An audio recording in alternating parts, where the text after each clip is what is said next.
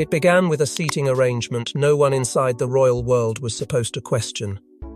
But the moment Queen Silvia of Sweden personally guided Princess Catherine toward the position of honor, while Queen Camilla was quietly placed 3 rows behind, the atmosphere inside the state banquet reportedly shifted from ceremonial elegance to silent royal warfare.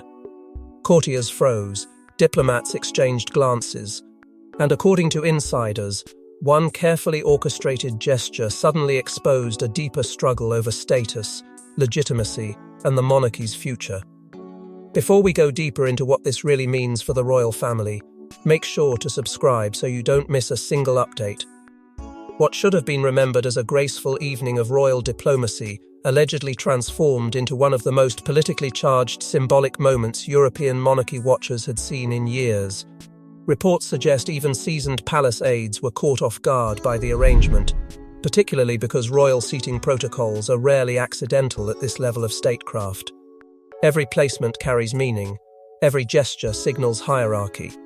And according to various interpretations circulating among aristocratic circles after the event, Queen Silvia's decision was viewed not as a social courtesy, but as a deliberate acknowledgement of where Europe increasingly sees the future centre of the British monarchy. Palace administrative whispers claim Princess Catherine's ceremonial prominence during the gathering immediately triggered quiet panic among certain members of Camilla's extended circle, who allegedly expected stronger visibility following years spent carefully strengthening her position after the sun-drenched coronation of 2023. Instead, insiders claim the optics delivered a devastating contrast. Catherine was escorted toward influence, prestige, and symbolic authority, while Camilla reportedly found herself repositioned into what some royal commentators privately described as a secondary tier of ceremonial importance. To outsiders, the difference may have appeared subtle, but inside the rigid and deeply coded world of monarchy, 3 rows can represent an ocean of meaning. Reports suggest senior palace aides moved quickly behind the scenes to contain growing embarrassment surrounding the banquet, particularly after diplomats and royal correspondents allegedly began whispering about the unusual arrangement before the evening had even ended. Sources close to former palace staff claim tension spread rapidly among British officials attending the event, many of whom reportedly understood immediately that the symbolism attached to Catherine's placement could ignite wider speculation about shifting royal influence inside the House of Windsor. And according to insiders familiar with William's private response, the Prince of Wales remained calm and disciplined throughout the gathering, despite the growing controversy unfolding around him. Different interpretations of the evening describe William quietly supporting Catherine while refusing to engage publicly with the increasingly obvious palace discomfort surrounding Camilla's placement. Yet the deeper significance of the moment reportedly extended far beyond a single banquet hall in Sweden. Royal commentators across Europe allegedly viewed the arrangement as evidence of a much broader shift already taking place inside international monarchy circles. For years, Catherine has reportedly been gaining extraordinary admiration among European royal households, many of whom allegedly see her as the monarchy's most stabilizing and institutionally disciplined future figure during an increasingly uncertain era for the British crown. According to several royal historians, Queen Silvia herself has long valued continuity, restraint, and carefully protected royal symbolism qualities many insiders now associate directly with Catherine's growing international image. Meanwhile, whispers surrounding Camilla's standing inside aristocratic circles reportedly continued intensifying after the banquet, particularly among traditionalists who viewed the Swedish arrangement as a public reflection of private royal sentiment already spreading quietly across Europe. Because within monarchy, symbolism often speaks louder than declarations. And according to palace insiders, the shocking seating arrangement was not simply a diplomatic courtesy, it was tied to years of growing tension hidden beneath the surface of royal alliances.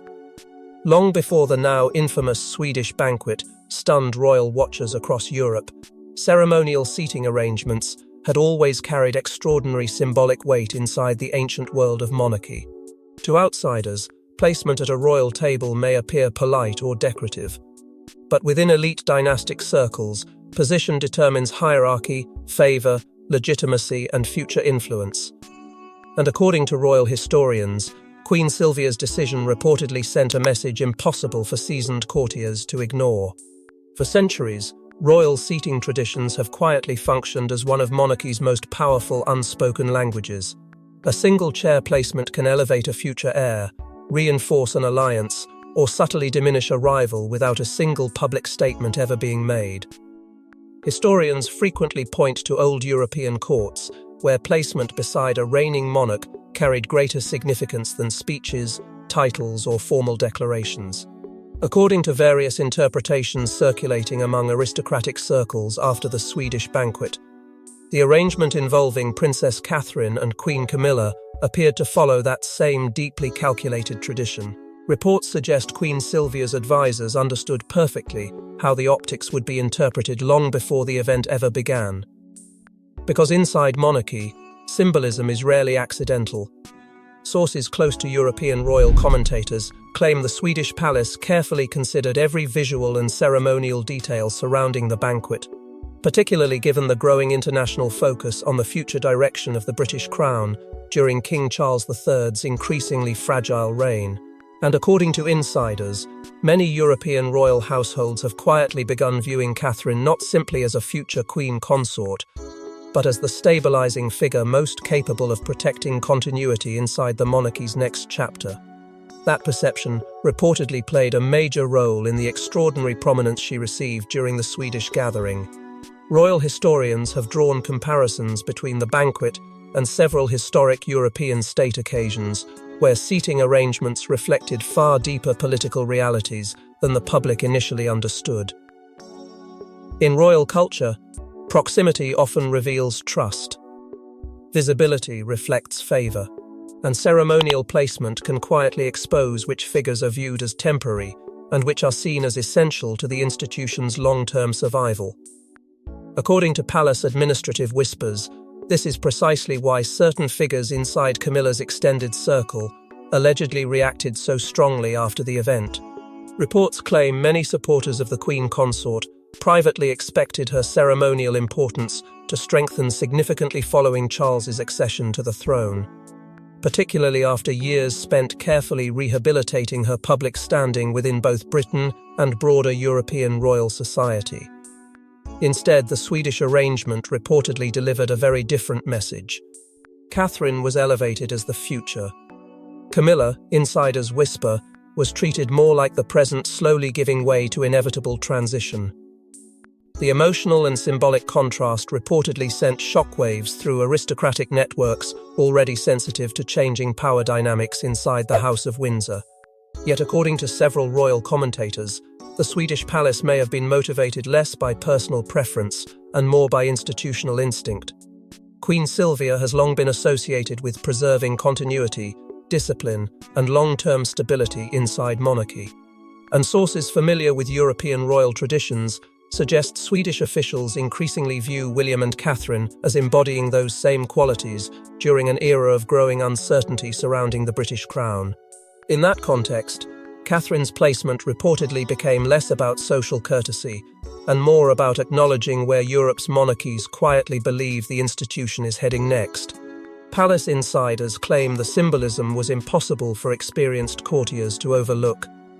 Even diplomats reportedly began whispering about the deeper meaning before the evening had ended. Because within the unforgiving world of royalty, public gestures often reveal private realities long before official statements ever do. And as insiders quietly analysed every detail of the banquet, old frustrations inside the British palace reportedly began resurfacing with dangerous intensity. Reports suggest tensions surrounding Catherine's growing international status had been building quietly for months before the Swedish banquet ever took place. Behind palace walls, insiders allegedly observed a widening divide between those who viewed Catherine as the monarchy's future anchor and those determined to protect Camilla's ceremonial standing at all costs. What appeared publicly as protocol was privately becoming a struggle over influence, symbolism, and survival. According to palace administrative whispers, the conflict intensified gradually as Catherine's popularity among European royal households reportedly continued rising at a pace that unsettled certain figures inside the British establishment. Invitations increasingly centered around William and Catherine. Foreign dignitaries allegedly requested more private interactions with the Wales household, and royal commentators quietly began describing Catherine as one of the most internationally admired future queen figures in modern European monarchy. To the monarchy's old guard, this growing admiration represented stability. But to others inside the palace, insiders claim it created a dangerous imbalance that risked overshadowing Camilla's carefully maintained ceremonial position beside King Charles III. Reports suggest members of Camilla's extended circle became increasingly frustrated as Catherine's diplomatic stature expanded beyond Britain and into broader aristocratic networks across Europe. Sources familiar with palace operations claim certain aides privately worried the monarchy's public image was slowly dividing into two competing centres of influence, one rooted in Charles and Camilla's present reign, the other increasingly focused on William and Catherine's future leadership.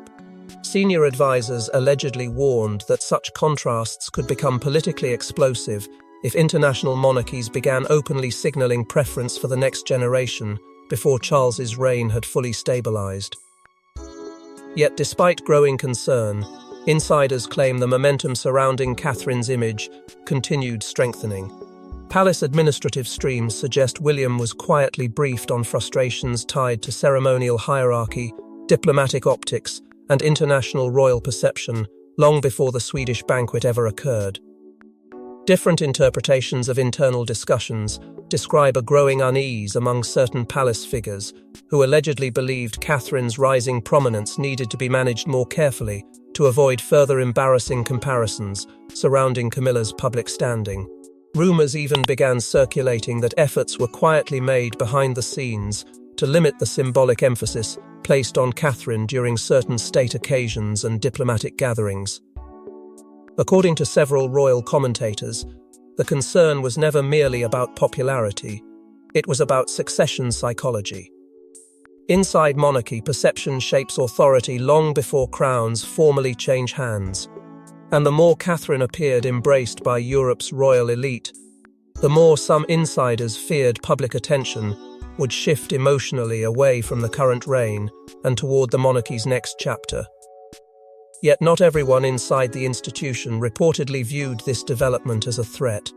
Sources close to former palace staff claim Princess Anne strongly supported placing greater emphasis on William and Catherine's future leadership roles, particularly during moments involving international diplomacy and ceremonial representation. Anne allegedly believed the monarchy's survival depended on preparing the public and global royal circles for an eventual transition grounded in continuity, discipline, and long-term institutional stability. According to insiders, this reportedly placed her increasingly at odds with figures more focused on preserving short-term ceremonial sensitivities surrounding Camilla's standing. Meanwhile, King Charles himself was allegedly left struggling to balance personal loyalty with institutional reality. Palace whispers suggest the king understood the growing admiration surrounding Catherine could not simply be controlled or dismissed. Yet insiders claim he also feared the emotional consequences of allowing visible divisions to deepen publicly between different factions of the royal family during such a delicate stage of his reign. As tensions quietly escalated behind closed doors, the palace atmosphere reportedly became increasingly strained, with symbolism, seating, and ceremonial placement carrying heavier meaning than ever before. But while tensions quietly intensified behind the scenes, few expected Queen Silvia to make such a public and unmistakable statement in front of Europe's royal elite. The turning point reportedly came the moment Queen Silvia personally escorted Catherine toward the banquet's highest-ranking ceremonial position, while Camilla was guided several rows behind among secondary royal guests. According to insiders, the room instantly understood the deeper meaning behind the arrangement. This was no accidental breach of etiquette. It was being interpreted as a deliberate acknowledgement of where Europe increasingly sees the future centre of the British monarchy. Reports suggest the atmosphere inside the banquet hall changed almost immediately after the placement became visible to diplomats, aristocrats, and senior royal representatives gathered for the evening. Conversations allegedly slowed. Courtiers reportedly exchanged guarded glances across the room, and according to royal commentators familiar with European ceremonial traditions, experienced monarchy insiders understood within seconds that Queen Silvia's decision carried political symbolism far beyond ordinary protocol. Inside royal culture, placement is power, visibility is hierarchy, and public proximity to the symbolic center of a state occasion often reveals far more than official palace statements ever will. Sources close to European royal circles claim Queen Silvia personally took direct interest in Catherine's placement throughout preparations for the event, allegedly ensuring the Princess of Wales occupied a position associated with future royal continuity and institutional prominence rather than temporary ceremonial courtesy. To outsiders, the arrangement may have appeared subtle, but among Europe's aristocratic networks, insiders whisper the message landed with extraordinary force. Royal commentators quickly began describing the gesture as diplomatically explosive, precisely because it was executed with such outward elegance and restraint. There was no public insult, no confrontation, no visible tension. Yet within monarchy, silence often carries the sharpest meaning of all. Reports suggest many within European aristocratic circles increasingly view Catherine as the monarchy's strongest future asset during a period of instability surrounding the British crown. According to several royal historians, Catherine's growing international reputation has quietly expanded over recent years as royal households across Europe allegedly came to admire her discipline, restraint, and ability to project continuity during moments of institutional uncertainty. In contrast to the turbulence that has repeatedly surrounded the modern House of Windsor, Catherine reportedly came to symbolize steadiness, emotional control, and the kind of carefully preserved royal image many monarchies now consider essential for long-term survival. Palace administrative whispers claim this broader European perception played a major role in the Swedish banquet controversy. Insiders allegedly viewed Queen Silvia's actions not as spontaneous favoritism, but as recognition of where influential royal circles quietly believe the British monarchy is heading next. Sources familiar with palace dynamics claim Princess Anne privately praised Catherine following the reception, reportedly viewing her composed handling of the situation as further proof that the Wales household was increasingly prepared for the pressures of future leadership. Meanwhile, Prince William allegedly remained calm and disciplined throughout the growing tension surrounding the seating arrangement, despite understanding the symbolic implications unfolding around him. According to insiders, William recognized that reacting publicly would only deepen the controversy already spreading through royal and diplomatic circles. Yet behind closed doors, palace advisors reportedly understood the deeper consequences immediately. The banquet had transformed Catherine's international stature from quiet admiration into something far more public and undeniable.